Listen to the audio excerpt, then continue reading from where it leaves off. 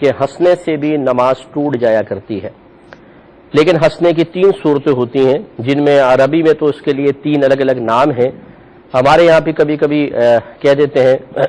الگ الگ نام، ویسے ہم اس کو ہنسنا ہی کہتے ہیں۔ ایک تو ہوتا ہے کہ بغیر آواز کے ہنسنا، جس کو ہم مسکرانا بھی کہہ دیتے ہیں، اور عربی میں اس کو تبسم کہتے ہیں۔ ایک ہوتا ہے کہ اتنی آواز سے انسان ہنسے کہ اپنے کان تک آواز سنے، دوسرے تک نہ پہنچے، یعنی اطراف میں 3-4 ادھر 3-4 ادھر افراد تک نہ پہنچے، ایک آدھ کوئی قریب ساتھ ہے، ہلکی سی آواز پہنچ گئی تو ایک الگ مسئلہ ہے، اسے کہتے ہیں دہک، ہماری اردو میں اس کو ہنسنا ہی کہتے ہیں۔ اور ایک ہنسنا ایسا ہوتا ہے کہ وہ ذرا تھوڑا سا بلند آواز سے ہوتا ہے، اور اطراف کے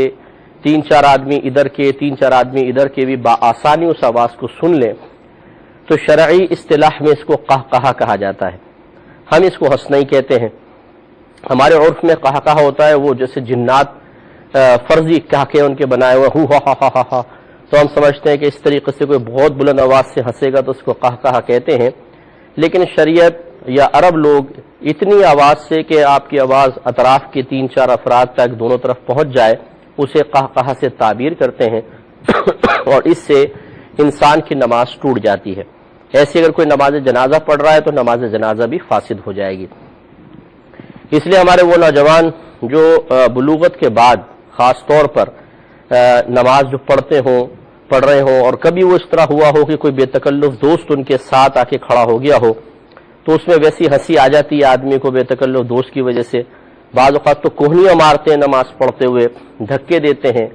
بعض اوقات مکے ایک دوسرے کو مارتے ہیں، یہ بھی معاذ اللہ منظر دیکھا ہے،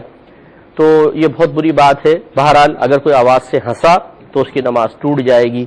تو اگر آپ کسی ایسا کوئی شخص تھا جو بالغ تھا اور اس نے نماز کے دوران ہنس پڑا تھا اور اس کو احساس نہ رہا، اور اس نے سمجھا میں نماز میری کنٹینیو رہے گی، اور وہ پڑھتا رہا،